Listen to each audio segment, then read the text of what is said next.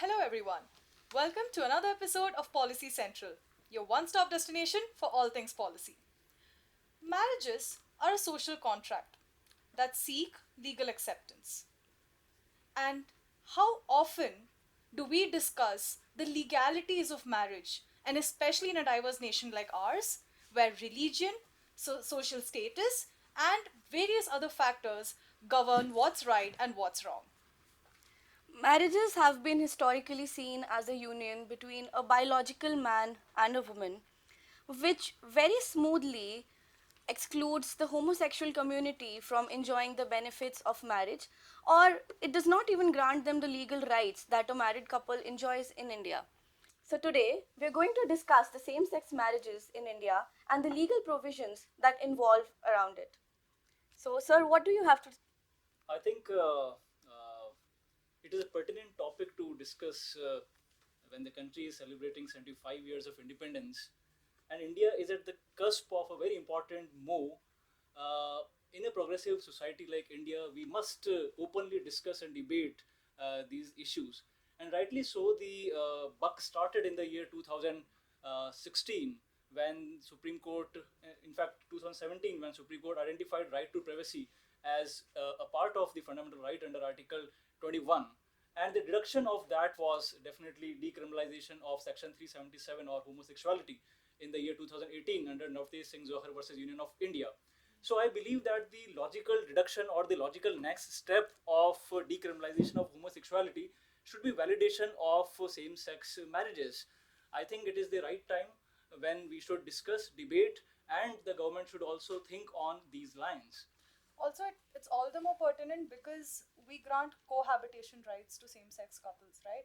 So, what is stopping from the society or the law per se to accept same sex marriages? There are a few grounds on which we are still not able to accept it. One of the main things is that religion comes. It religion is given more importance in India than legality most of the times. Uh, and in India at the time, it is of great importance in India. The issue is because right now we are given a chance to speak for this issue. Because in Parliament, in Supreme Court, this issue is coming up.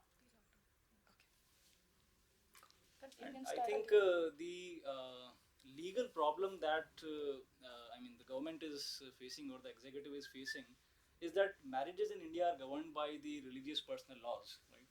Uh, uh, all the be it the Indian Christianity Marriage Act, Hindu Marriage Act of 1954, or the Muslim Marriage Act, and no religious personal law allows or validates the same-sex marriages. So therefore, the challenge is a legal challenge which we have to overcome, right? But surprisingly, there is one clause in Hindu Marriage Act of 1954 which allows the spousal marriage, which defines marriage as a spousal relation between two persons. So it do not, identifies two different genders or marrying or the union between the heterosexual couples. It just identifies two persons, coming together. So and in fact, one such petition has, is raising that particular provision in the apex court. Well, the apex court has decided the next hearing in the month of April 18. They'll be discussing about it in the larger bench. I think there are must to be debated. But again, we see that there we do have a law called the Special Marriages Act, which allows the interfaith or interreligious marriages in India. But even it allows only the heterosexual unions. So therefore, there is a legal lacuna or legal vacuum which need to be filled sooner than later. So, definitely, I'm like I said, in the country as diverse as ours, with such various belief systems, religion is definitely an impediment when it comes to making a general law when it comes to matters of marriage and family per se, or what an ideal family should look. But I would want to draw the attention towards a other aspect of it when we discuss in the context of Article 14 or 19 or 21. There are, if you look, same-sex marriage is not having a like a law that, I mean, decriminalizing same-sex marriage for that matter doesn't it actually violate all of these three articles, which we hold very close to our freedom and our own personal, independence, exerting our independence and individuality? Like, One of the things, like how do we give choice to people, how do we give rights to people, like how do we empower people? It's by giving them choice. So as you rightly said, the homosexual people in India does not have the choice of making uh, making their decision to marry or adopt a child or anything as such. So the problem here is that definitely the government has decriminalized homosexuality. So a homosexual or same-sex couple can have a sexual intercourse in a room, right? But marriage as an institution is a societal phenomenon, right?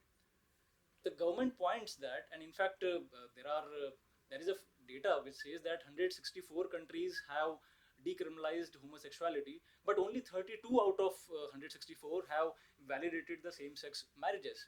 So I think the societies are still conservative. Definitely in the Western, if I talk about the Western nations, US, Canada, UK, in fact Australia, have legalized the same-sex marriages. But if I talk about, on the other hand, the countries like Japan, Senegal, and many African nations, we have example of Uganda, which has recently criminalized the same-sex acts. So we see that there is a differences, and the differences is based on the conservative nature of the society. Because marriage as an act is a legal act, is a legal phenomenon, and it's a societal act. The executive believes, is of the opinion that, you see, marriage is rooted into the customary morality. It's rooted to the sanctity, right? And therefore it allows the union of two heterosexual couples, right? Because one, I would say, one purpose of marriage is procreation. You see, I'm not saying that that is the only purpose or that is the sole purpose, but one such purpose of marriage is procreation. And so therefore the executive is in fix.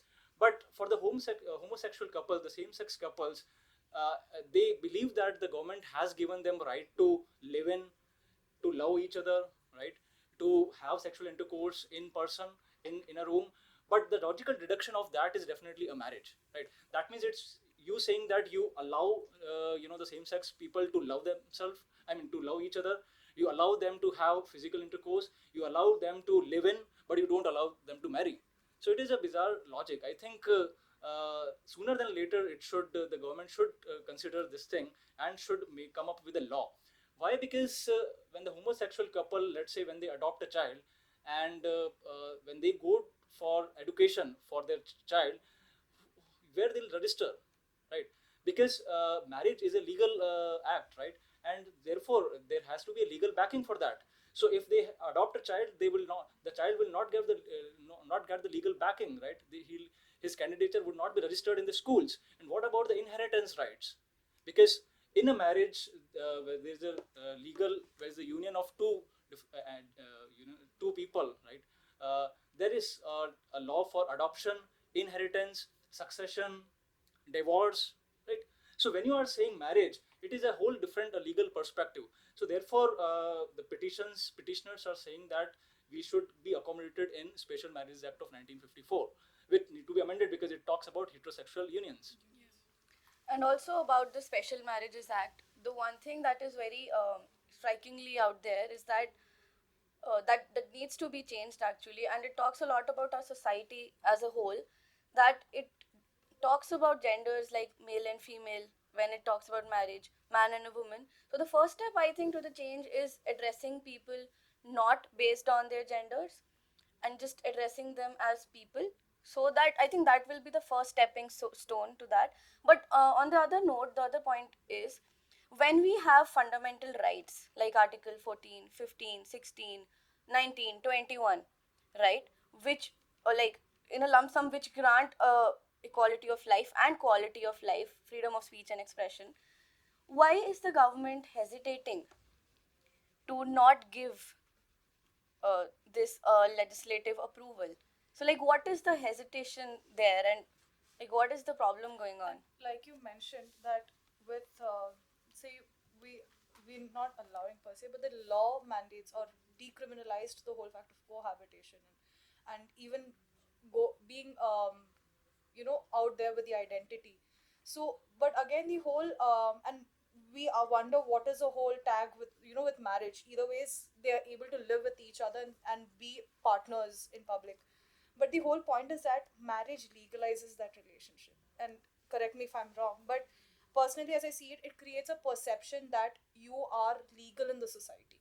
And when you don't have the marriage tag, it is seen as a criminal act. Even if the cohabitation rights exist, even when every other thing in that ecosystem falls into place of what individuals when they get into a marriage does, something as basic as acceptance is denied because it is not, and especially in a society like ours, because there's a lot of emphasis, like you said, social cultural emphasis on the institution of marriage, and it's seen so sacred, and rightly so.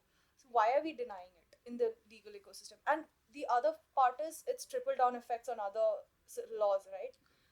Your property ownership, something as basic as medical. If you want to talk for your partners, take decision on behalf of your partner's health or tax benefits. Yeah. These are all some things that go beyond the idea of just having a family, just being there or being for the individual or the spouse as a whole, as an equal, is denied there. So how are you even granting them a right in that when you're curtailing them of every other benefit, right? Yeah. So I think it is because people in power are like taking away the opportunity of people to have choice, like make choices. So that's the power that they have. That's where uh, they withhold their like authority. Okay. Yeah. So it's very hard for people in authority to give up their power, and this I think they see as an act of giving up their power, I think. Because conceding to Yeah. same. But okay, huh. So, I mean, there is a general belief that the parliament or the legislature reflects the will of the people, but it's not so, because it may be the will of the majority, right? So, for every change to happen, there is a right time for that, right? So, I would say that the wisdom of 1949 may not hold true today, because the society has progressed. There are new challenges which are coming up. I mean, and the acts of cohabitation and the same-sex relations were very much there in ancient and the medieval times also. We have seen, we have read about these acts, in the books and in the documentaries. So I believe that as far as when you said that Article 14 is violated, definitely, if Article 14, which talks about right to equality, is certainly violated. Article 19, which is freedom of speech and expression, Article 21, right to liberty, is again violated. But I would say that the idea behind these rights were limited. When they came into being, but as the society progressed, their ambit also widened or broadened, right? Today we talk about right to clean air as a part of right to liberty. Right to die, in fact, is also being interpreted as right to life and liberty, right? So therefore, as the society would progress, definitely the ambit of these rights would also expand. And I am hopeful that I think the government would the legislature would, I would say the legislature, not government, because it is the collective will, would come up with a law to legalize the same-sex marriages. And I would also back my point by saying that we should not push judiciary to make laws for each and everything, right? Because if judiciary tries to enter into the domain of legislature, then it would be the death of democracy. So therefore, I believe that it is a task of legislature, and rightly, it is the right place where it has to be, legislated. So I, you go on. Yeah, so I think it is the right time to discuss this issue right now. As for the past few years, people have been like registering their marriage in a country where same-sex marriage is allowed, like homosexuals. They go to a country where same-sex marriage is allowed, and they get married there, registered there, and they come back, and then appeal in our Supreme Court and under Special Marriages Act. So it's been going on for years, and they've been neglected their appeals. So I think it is the right time to discuss about it. And also one more thing is that judiciary in India is right now is the only body that is progressive in nature. I'm so sorry to say that, but our legislation is not moving forward. So I think judiciary can and create example for the people in India. that is an interesting point, because even when we talk about our fundamental rights, every right quotes that a person shall not be denied this right based on their gender. So when a right says that, but then they move on and do not even recognize genders. So yeah, legislature is a little stagnant like that. And I think it's time we expand our ambit of understanding genders and then providing rights to everyone. Also, just I to believe that marriage as an institution is governed by Indian statutory and the religious personal laws. So, I mean, you have to tweak them. In order to validate same-sex marriages, you have to tweak the Indian Statutory Acts, that is Special Marriages Act 1954, and the religious personal laws, right? For that to happen, the legislators fear that it may rock the society. It may completely, lead to havoc in the society. Because see, you must understand that India is not limited to few metropolitan cities, and till date, I mean, 65% of the population lives in the rural areas. So my question is that, do we have the social acceptance for homosexual or same-sex marriages? So we need to make people aware and accept this act, right? So law, even if you have a law backing or legitimizing these same-sex marriages, it won't serve the purpose if the society is not ready to accept this change. So change takes time, and but it's a good change.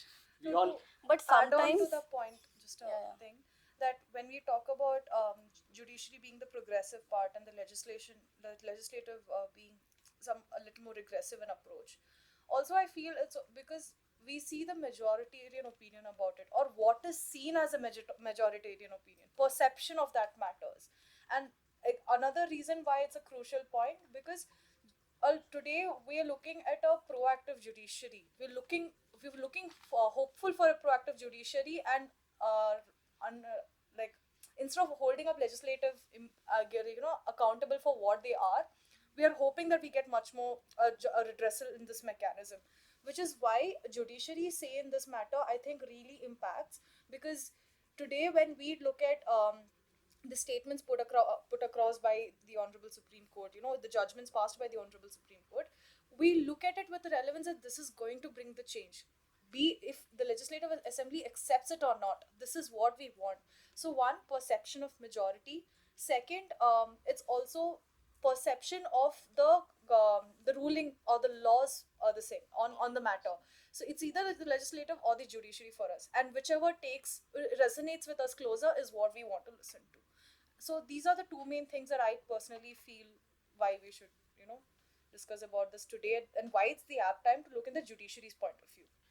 I agree with what you said, and also to add on to what Prithviraj sir said, it is high time that we take an action on it, because it was in 2018, 5 years back, that 377 was like decriminalized. So it is 5 years past. We are still standing at the same point where we were, like, for 5 years. We are standing at the same point. So it's high time that we move forward. And how do we weave the narrative around accepting same-sex marriages?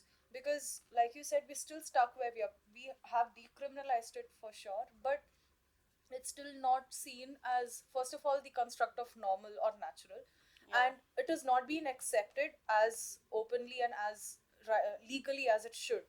It's still frowned upon. Yeah. So how do we normalize this conversation around us? One thing is, obviously, legalizing will create a conversation, and it will create changes. And second thing, I believe, is education. Creating a separate curriculum in education where Yeah. the conversation is started in the school level itself. And one more thing that I believe is that the social media and the meme culture, it really create changes. Yeah. A lot of people started coming out on social media, and Yeah. they found that safe place. They Exactly. speak the language of the generation, right? Like, and what this language of the times, what is resonating again with the people and how they feel to communicate. Exactly. Is So that's a medium for the people in power to listen to the world also. So a lot of people are, as you said, coming out in social media only, but not to their family. Why? Because social media creates a safe space, right? Yeah. So that creates a way for these people. Uh, a world for these people to be safe. Rightly said. In fact, not giving rights to the child adopted by the homosexual couples is a discrimination of homosexuals by heterosexuals. Right? Yeah. This is a right time. In fact, Charuta rightly said this is a high time where we should debate over these issues and pressurize the legislators to come up with a law validating this act. Now, definitely no judgment can be ahead of his time, but this is the right time and a high time we should, validate the same-sex marriages. So one more thing is that right now no homosexual couple can adopt a child. Yeah. As their own, right? As both of their children. So under Juvenile Justice Act or Hindu Adoption and Maintenance Act, it's only a heterosexual couple who are married under law, or like a single parent can only adopt a child. Even in that, a male cannot adopt a child, a girl child, Girl child. right? So there are a lot of loopholes in the Adoption Act in India. And it was also contradicting with the family laws, just to say, because if you look at the definition of family as per in one of the cases by the Honorable Supreme Court, it says one major adult and they should have an earning income. It should be an earning household.